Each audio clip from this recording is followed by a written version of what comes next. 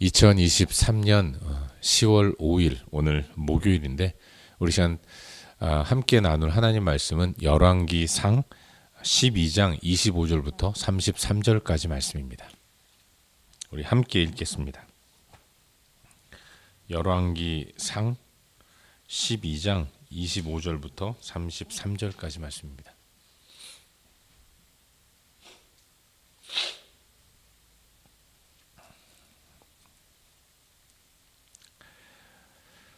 우리 함께 읽도록 하겠습니다. 여로보암이 에브라임 산지에 세겜을 건축하고 거기서 살며 또 거기서 나가서 브누엘을 건축하고 그의 마음에 스스로 이르기를 나라가 이제 다윗의 집으로 돌아가리로다. 만일 이 백성이 예루살렘에 있는 여호와의 성전에 제사를 드리고자 하여 올라가면 이 백성의 마음이 유다 왕 된 그들의 주 르호보암에게로 돌아가서 나를 죽이고 유다의 왕 르호보암에게로 돌아가리로다 하고 이에 계획하고 두 금송아지를 만들고 무리에게 말하기를 너희가 다시는 예루살렘에 올라갈 것이 없도다. 이스라엘아, 이는 너희를 애굽 땅에서 인도하여 올린 너희의 신들이라 하고 하나는 베델에 두고 하나는 단에 둔지라. 이 일이 죄가 되었으니 이는 백성들이 단까지 가서 그 하나에게 경배함이더라.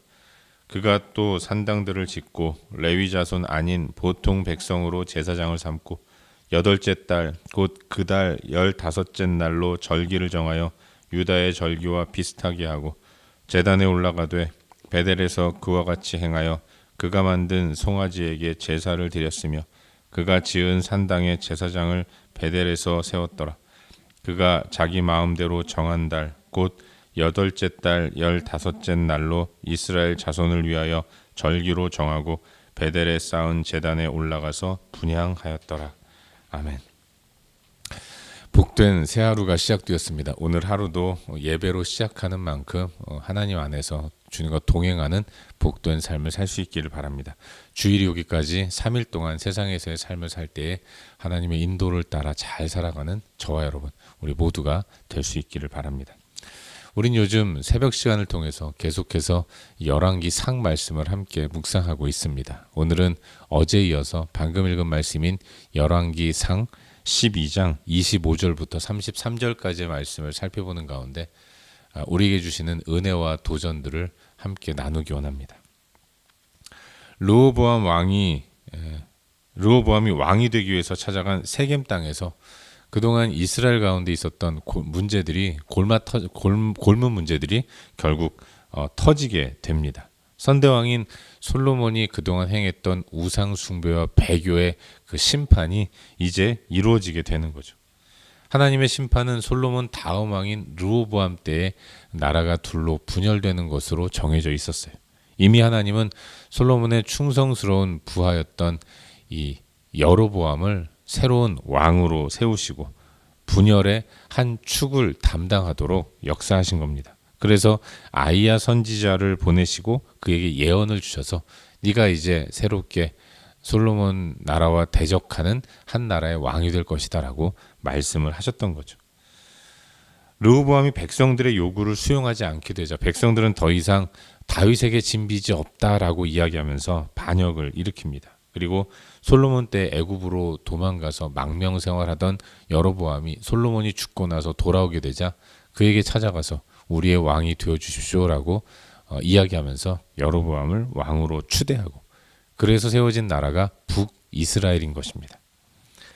여러분, 여로보암은 에브라임 지파 사람입니다. 그가 세겜을 거처로 삼고 그곳을 요새화시키죠. 특별히 그는 동쪽에서 쳐들어올 수 있는 적들을 방어하기 위해서 요단강 동편에 브누엘 성을 쌓습니다. 그렇게 자기의 안녕을 위해서 여러 가지 장치들을 마련하는 거예요.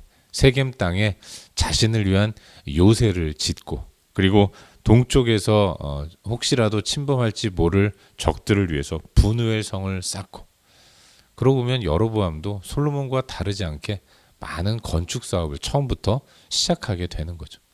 백성들은 힘들어서 르호보암을 대적하고 거부했는데 그렇게 세운 왕이 르호보암 아닌 새로운 왕 또한 자기를 위한 성을 짓는 이런 모습을 보이는 것이고 여러분, 여로보암이 성을 자기가 지었겠습니까? 백성들의 손을 빌려서 성을 지었고, 그 성은 자기의 안전을 위한 성으로 만들어 버리고 말았던 것입니다. 이렇게 여러 성을 지으면서 요새화 시켰음에도 불구하고 여로보암은 왠지 마음이 불안합니다. 그 이유는 이제 백성들이 자기를 배반하고 다시 예루살렘으로 돌아갈 것 같은 그런 마음이 들었던 거예요. 지금은 르호보암에 대한 격분, 분노 이런 것들로 자기를 왕으로 세웠지만, 그러나 마음이 진정이 되고 이성을 찾으면 그때 내가 왜 그랬을까 하면서 예루살렘으로 돌아가지는 않을까, 이런 생각이 들었던 거죠. 무엇보다도 예루살렘에는 여호와의 집, 하나님의 집인 성전이 있지 않겠습니까? 하나님은 이스라엘 백성들에게 너희 모든 남자들은 1년에 3번 이상 나에게 나와 제사하라 명령하셨기 때문에, 이 절기 때가 돌아오면 여로보암과 함께하는 이스라엘 백성들은 내가 그래도 성전에 올라가서 하나님을 예배해야 하는데 이런 마음으로 예루살렘으로 가지 않을까 하는 걱정이 들었던 거죠. 가면 정신을 차리고 나를 배반해서 다시 르호보암에게 가지 않을까, 이런 걱정의 마음이 들었던 것이죠. 그래서 여로보암은 이 불안한 마음에 베델과 단의 금송아지를 만듭니다. 금송아지를 모셔둔 제단을 만들고 백성들이 얘기하는 거예요. 예루살렘에 갈 거 없다. 이 베델과 단에 내가 만든 금송아지가 우리를 인도해낸 여호와 하나님이다. 그러니 예루살렘 생각은 하지 말고 베델과 단에 올라가서 이 금송아지에 절하면 그게 여호와께 드리는 제사다. 이렇게 이야기를 하는 겁니다. 이뿐만 아니라 여로보암은 점점 더 엇나가기 시작해요. 여러 곳에 산당을 짓고, 그리고 레위 자손이 아닌 일반 백성들로 제사장을 삼습니다. 그리고 절기도 자기 마음대로 고쳐요. 여러분, 여기 본문에 8째 달 15일을 절기로 삼았다고 하고 있는데, 이건 원래는 초막절로서 초막절의 원래 절기는 7째 달 15일입니다. 그런데 이 여로보암은 자기 마음대로 초막절 절기를 한 달 후인 8째 달 15일로 정하고, 그리고 그날에 절기를 지키도록 백성들에게 명령한 겁니다. 백성들은 여로보암이 제작한 제단에 올라가서 제사해야 했고, 아무나 제사장이 될 수 있었고, 그리고 절기마저도 바뀐 날짜에 지켜야 하는 이런 얼토당토하지 않은, 결코 하나님 백성이라 볼 수 없을 만한 상황 가운데로 점점 더 빠져들고 말았던 겁니다. 이것이 오늘 우리가 함께 살펴보고 있는 본문의 전반적인 내용이죠. 그리고 오늘 이 말씀 가운데서 오늘은 한 가지만 함께 살펴보는 가운데 우리의 기도 제목으로 삼고 또 함께 기도하기를 원합니다. 오늘 본문 가운데서 우리 다 같이 27절 말씀을 함께 읽겠습니다. 본문 27절입니다. 함께 읽겠습니다. 만일 이 백성이 예루살렘에 있는 여호와의 성전에 제사를 드리고자 하여 올라가면 이 백성의 마음이 유다 왕 된 그들의 주 르호보암에게로 돌아가서 나를 죽이고 유다의 왕 르호보암에게로 돌아가리로다 하고. 아멘. 여러분, 오늘 함께 나누는 본문은 새롭게 시작된 북이스라엘의 초대 왕인 여로보암의 이야기입니다. 근데 처음부터 여로보암은 실망스러운 모습을 보여주고 있어요. 여러분, 여로보암은 오래전에 왕이 될 것이라는 예언을 들은 사람 아니겠습니까? 솔로몬 시대에 충성스럽게 솔로몬을 위해서 일하던 신하였던 이 여로보암에게 하나님의 말씀이 임한 겁니다. 아히야 선지자를 통해서. 그것도 아히야 선지자가 새롭게 입은 새 의복을 12조각으로 찢어서 10개의 조각을 취하도록 여로보암에게 이야기하면서 이제 너는 새로운 나라가 세워질 것이고 그 나라의 왕이 될 것이다. 이런 하나님의 뜻을 들은 사람이라는 거죠. 또한 하나님은 여로보암을 왕으로 세우시겠다는 당신의 계획을 말씀하시면서 아히야를 통해서 이제 네가 왕이 되면 어떤 삶을 살아야 한다라는 것을 이미 말씀으로 들었습니다. 본문의 앞장인 11장을 보시면 하나님은 여로보암에게 너는 왕이 되면 내가 명령한 모든 일에 순종하라. 내 길로 가라. 내 눈에 합당한 일을 하라. 이렇게 명령하신 겁니다. 그는 왕이 되면 어떤 삶을 살아야 할지를 이미 오래전에 들었고 그래서 그런 준비를 해야 하는 사람이었던 것이죠. 하지만 그렇게 긴 시간을 보낸 이후에 정말로 하나님 말씀처럼 북이스라엘의 왕이 된 여로보암의 지금 현재적 시점을 통해서 발견하게 되는 그의 모습과 태도는 어떻습니까? 그는 여전히 사람만 의식하는 사람이었다는 겁니다. 지금 모여든 수많은 백성들, 이들이 떠나면 어떡하지? 떠나서 나를 배반하고 나를 죽이면 어떡하지? 내 대적 르호보암에게 다시 귀환하면 어떡하지? 자기만 걱정하는 이런 모습을 보이고 있어요. 동쪽의 외부의 이방인들의 침입을 막기 위해서 분우엘 성을 지으면서 거기에 백성들을 동원하고 있는 거죠. 그는 베델과 단에 금송아지를 세웁니다. 그게 다 백성들이 자기를 떠날까 봐 걱정스러웠기 때문에 한 일이었던 거죠. 하나님의 백성을 다스릴 인간왕은 당연히 여호와 하나님만을 의식하고 바라보고 섬겨야 하는 것입니다. 그런데 여로보암의 눈에는 자기가 섬겨야 할 하나님은 보이지 않고 그저 사람만 눈에 들어왔다는 것을 발견하게 되는 겁니다. 근데 참 재밌지 않습니까? 여로보암과 르호보암이 북이스라엘과 남유다의 왕이 되었는데 이름도 비슷하잖아요. 르호보암, 여로보암. 근데 한 사람은 너무 사람을 안 봐요. 또 한 사람은 너무 사람만 봅니다. 이스라엘의 왕은 하나님의 대리자입니다. 하나님이 당신의 통치를 한 사람을 세우셔서 그 왕을 통해서 자기 백성 이스라엘을 이끌어 가시기 때문에 하나님은 왕을 세우실 때 그에게 기름을 부어주십니다. 기름 부음을 받은 자, 그걸 그리스도라고 하잖아요.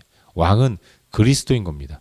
하나님과 백성의 중간에 선 중보자이고, 그래서 그리스도인 왕은, 그리스도의 한 사람인 왕은 하나님을 의식하고 하나님을 바라보면서 하나님의 뜻을 받들어서 백성들을 다스려야 하는 것이었습니다.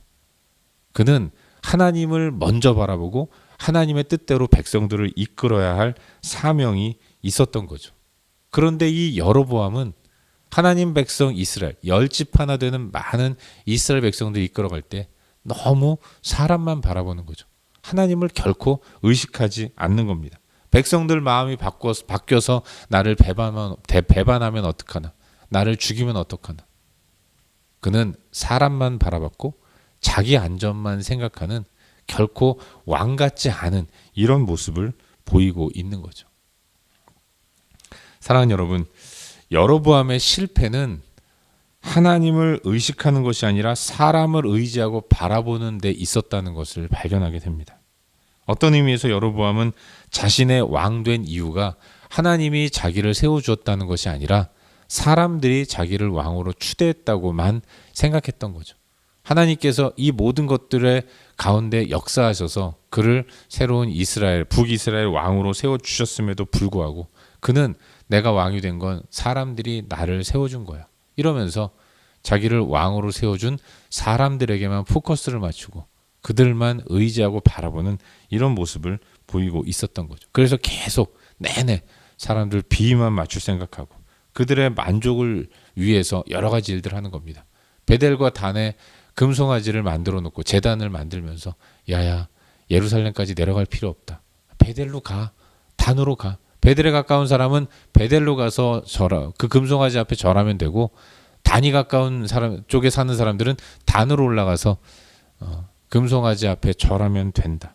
이렇게 사람들을 편리하게 해주려고 하는 이런 마음, 이런 인본주의적인 생각과 모습만 보여주고 있다는 것을 발견하게 되는 거죠. 사람을 의식할 때 그때 나타나는 것이 경직됨이라고 말할 수 있습니다. 사람은 불편한 거예요. 언제 어떻게 마음이 바뀔지 모르기 때문에 사람을 대할 때는 늘 긴장할 수밖에 없습니다. 불안하게 되는 거죠. 지금은 좋아해주고 따르지만 언젠가 마음이 바뀌면 나의 자리를 빼앗을 것이다. 이런 생각이 여로보암을 지배하고 있었다고 말할 수 있는 것입니다. 우리 안에도 그런 모습이 있다는 것을 인정하지 않을 수 없어요. 사람만 의지하고 바라보는 태도로는 결코 바람직하지 못한 그런 삶을 살 수밖에 없는 겁니다. 우리는 항상 하나님을 의식하고 의지하면서 살아가야 하는 거죠. 물론 우리 주변의 사람들을 고려하는 것이 필요하고 중요한 일이기도 합니다.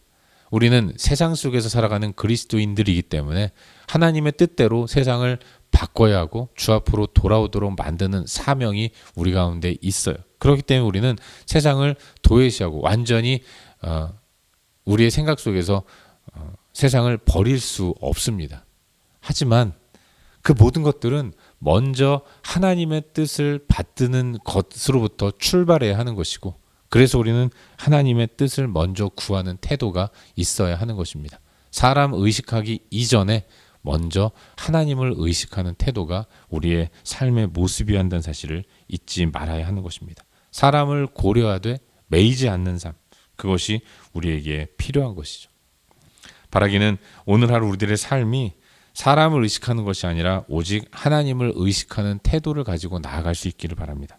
그러려면 중심을 잘 잡고 치우치지 않는 삶을 살아야 하는 것입니다. 사람은 가만히 있으면 엉뚱한 길로 갈 수밖에 없어요.